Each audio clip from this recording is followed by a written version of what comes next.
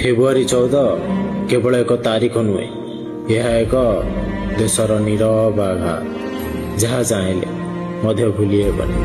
ସେଦିନର ସେ ଚୁପଚାପ ରାସ୍ତାରେ ଗାଡ଼ିରେ ବସିଥିବା ସେ ସବୁଜ ବ୍ରଧି ପିନ୍ଧା ଯବାନମାନେ, ଯିଏ ଥିଲେ କାହାର ତୁଅ ତ ପୁଣି କାହାର ସ୍ୱାମୀ, କାହାର ସ୍ୱପ୍ନ ତ ପୁଣି କାହାର ଗର୍ବ।